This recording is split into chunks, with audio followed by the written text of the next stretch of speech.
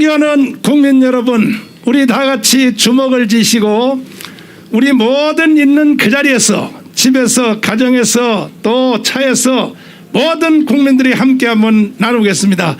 주먹을 쥐시고 다 우리는 이겼습니다. 우리는 이겼습니다. 다시 한번요. 또 이길 것입니다. 존경하는 국민 여러분, 역사가 되풀이된다는 말을 그 어떤 분이 하셨습니까? 지금 6.25 전쟁이 일어난 지 71년이 됐는데 똑같은 조건이 지금 다시 이루어졌다면, 존경하는 국민 여러분, 해외 동포 여러분, 그 사실을 여러분들이 믿겠습니까? 제가 지금 71년 만에 6.25 승전 우리 기념식을 하려고 우리 여기 저 38선 휴전선 임진각에 왔습니다. 전쟁이라고 하는 것은 어느 한쪽이 절대 우세가 될 때 전쟁은 일어나게 되어 있습니다. 이 분야는 우리 여기 오신 이충근 박사님이 이따가 자세히 말씀을 하시겠습니다만은, 저도 이쪽으로 조금 공부를 해봤더니 이 박사님한테 많이 배웠습니다. 저 상대방이 전쟁을 일으키느냐 일으키지 않느냐, 저 상대방이 나를 공격하느냐 안 하느냐를 볼 필요가 없다는 거예요. 그건 군사학에는 그런 말은 필요 없습니다. 그럼 뭐가 필요하냐? 상대방 적국이 우리를 공격할 능력이 있느냐? 능력이 있다면 그는 반드시 전쟁이 일어난다고 하는 것입니다. 그리고 서로 양쪽의 힘이 비슷할 때는 절대로 전쟁이 일어나지 않습니다. 그러면 지금 북한하고 우리 남한이, 대한민국이 군사의 균형을 볼 때에, 과거에는 주한미군이 한국에 있었기 때문에 북한군과 한국군이 어느 정도 힘의 균형이 이루어졌기 때문에 오늘까지는 전쟁이 안 일어났습니다. 그러나 이제는 북한은 절대적인 무기인 무슨 무기일까요? 핵무기를 가지고 있기 때문에 언제든지 북한이 결심만 하면 다시 6.25 같은 전쟁을 할 수 있는 조건이 완전히 무르익었다고 하는 것입니다. 그리고 전쟁이 일어날 때는 또 여러 가지 조건이 있지만, 상대방 나라에서, 내가 공격하려고 하는 적의 나라에서 나의 편을 드는 세력이 있어야 되는 것입니다. 이거는 과거의 전쟁도 그랬고 오늘날의 전쟁도 마찬가지입니다. 월남이 전쟁하는 거 보셨죠? 그 월남 전쟁도 전쟁이 일어났고 나중에 결론 난 모든 과정에는 바로 월남 안에 월맹을 편드는 세력들이 상당 숫자가 있었습니다. 이것은 전쟁의 조건 중에 아주 중요한 조건입니다. 그렇게 본다면은 지금 오늘날 대한민국에서 6.25와 같은 전쟁이 일어나는 분위기가 무르익었다고 하는 것은 이 남한 안에 북한에 편드는 사람들이 있어 없어요? 그러면 6.25는 일어나게 돼 있는 겁니다. 그래서 우리는 이 6.25를 다시 일어나지 않기 위하여 우리가 기념식을 하게 되는 것인데, 지금 대한민국에서 보십시오. 저 재향군인에까지도 기념식 안 해요. 나라 망한 겁니다. 나라 망한 겁니다.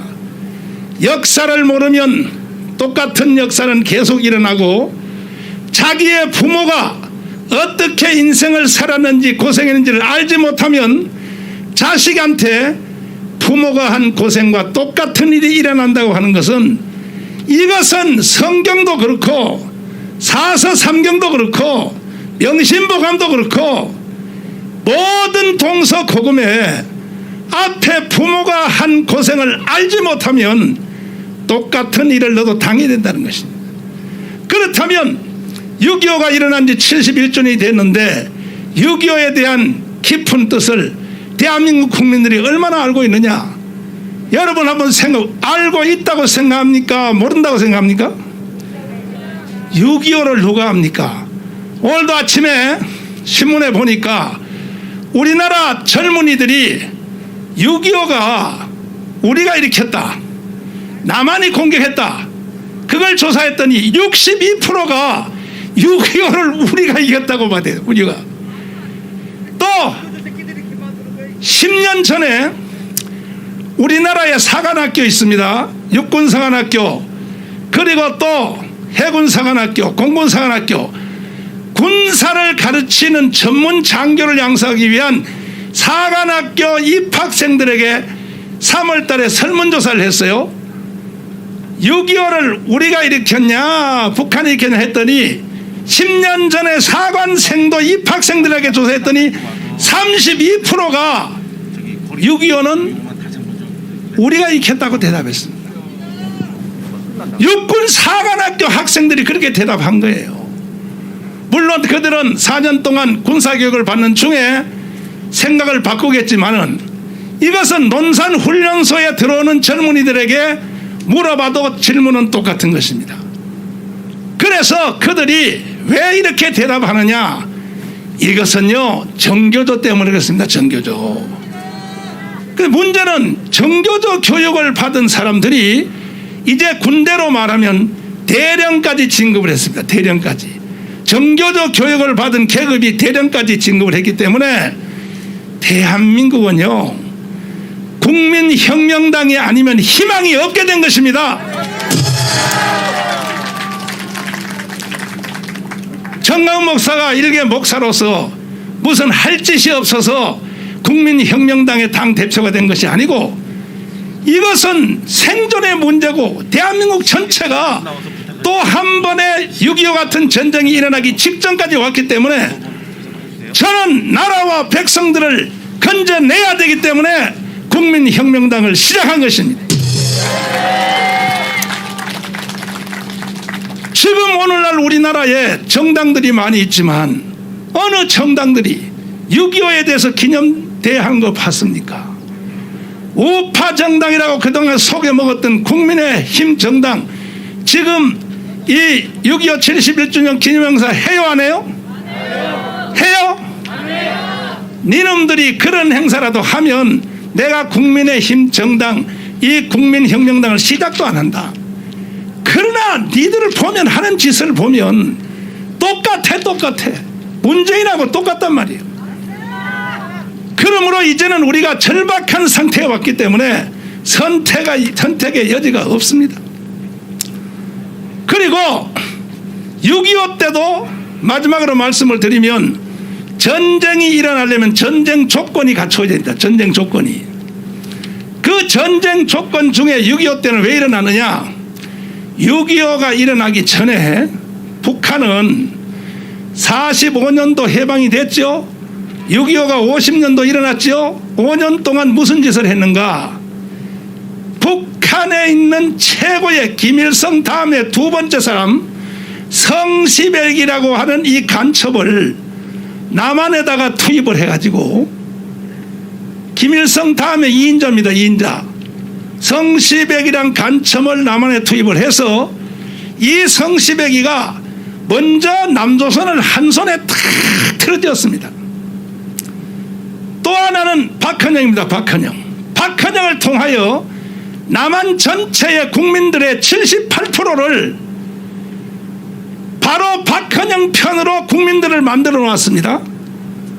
그러면 이 성시백은 어떤 사람인가? 이 사람은 상해 임시정부 중국에 있을 때 공산당 활동을 하던 사람인데, 해방이 되자 중국의 모택동 다음에 지도자인 주울레라는 사람이 있습니다. 이 주울레가 김일성이한테 추천을 했어요. 지금 중국에서 공산당 활동을 하는 조선 사람이 있는데 지도자가 이름이 성시백인데, 그 사람을 빨리 불러서 당신 밑에 사람으로 쓰면 당신의 목적인 남조선을 해방시킬 수 있다. 그래서 성시백을 주울레가 추천을 해서, 그래서 남한에다 투입을 해서 그 성시백에 와서 무슨 짓을 했는가? 6.25를 만들기 위한 조건을 완벽하게 만들어냈습니다. 첫째는 남조선에 있는 돈을 전체를 장악했습니다. 어떤 방법으로?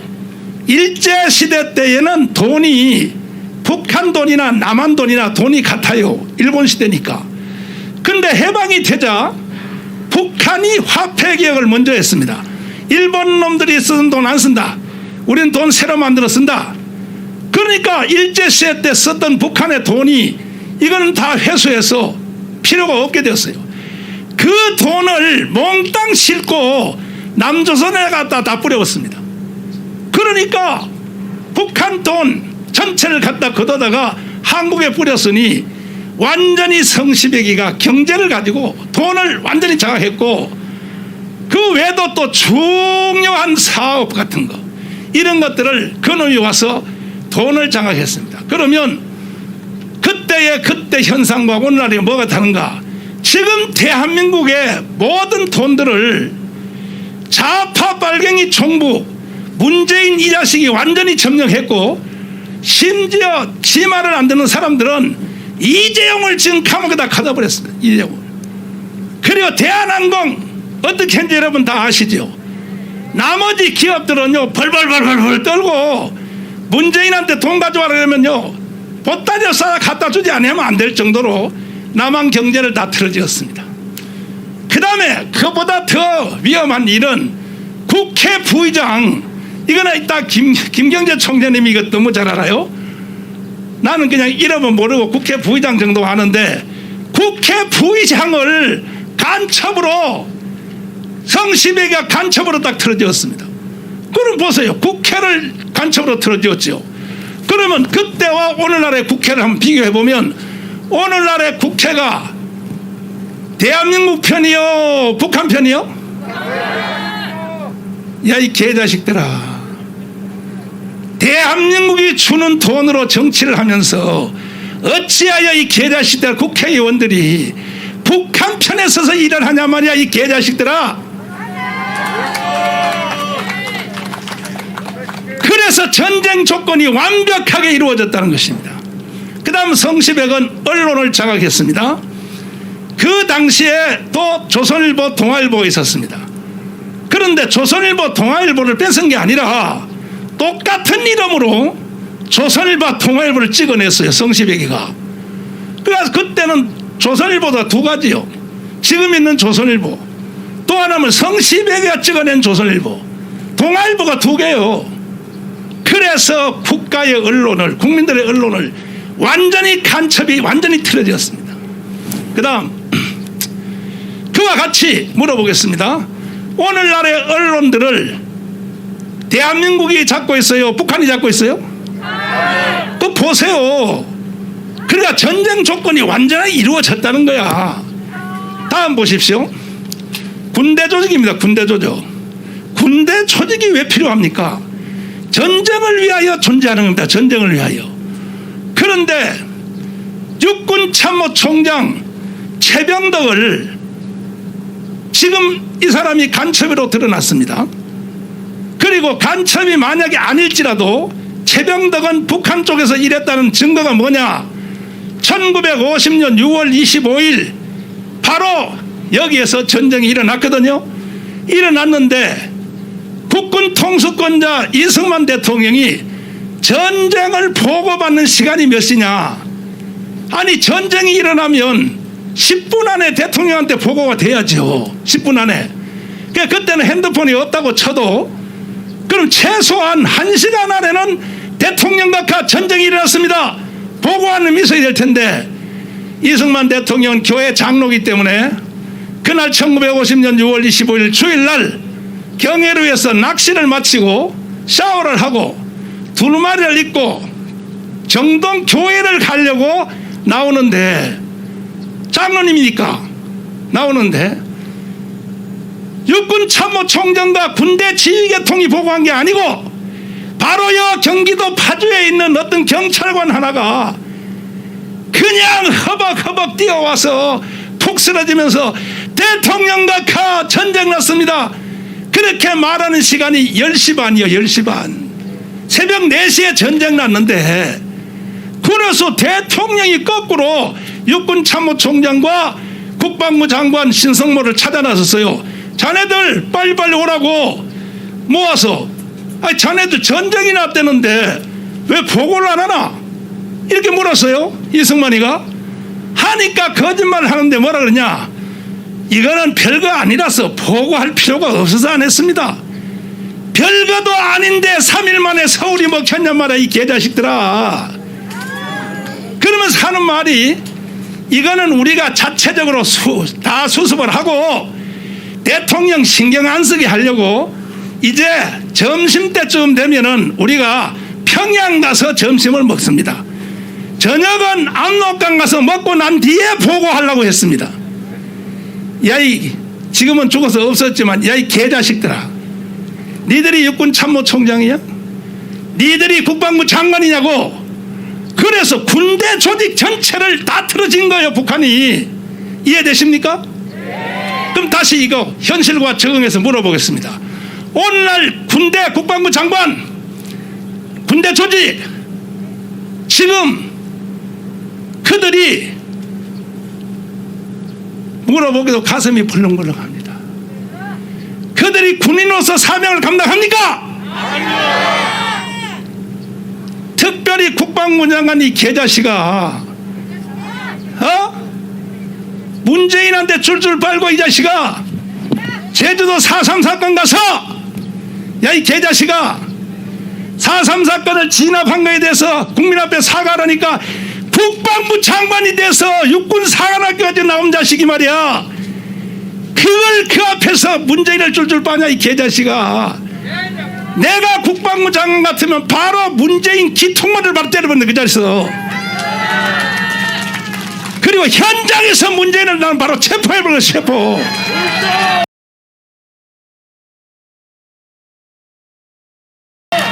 이게 군인이지, 이게 군인이지. 그래서 그때 군대 조직을 완전히 간첩들이 다 먹어가지고 6.25가 일어난 날도 6.25의 조건을 만들려고 적군이 공격에 들어오라고 결혼하는 모든 장교들을 태계로에다 모아놓고 주일날이니까 일요일날 집단 결혼식 하라.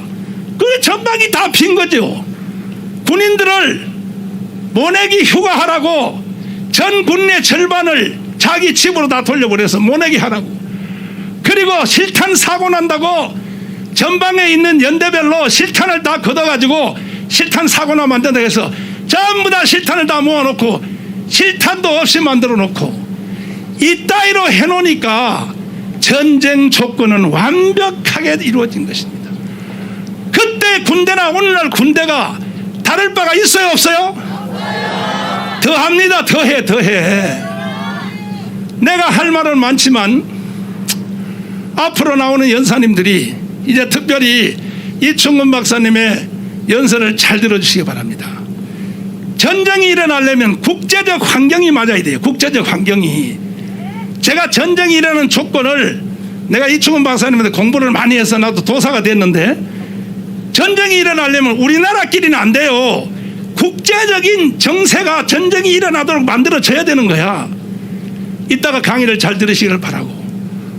존경하는 국민 여러분, 이렇게 6.25 때보다 더 심각한 조건이 이루어졌음에도 불구하고 마지막으로 가장 큰 문제점을 말하겠습니다. 국민들이 모르고 있는 것입니다. 국민들이 6.25 때 3일 만에 T-34 전차가 불광동으로 들어오는데 우리 국민들이 뭐 한지 안가? 서울 시민들이 동대문 야구장에서 야구하고 있었습니다. 야구하고.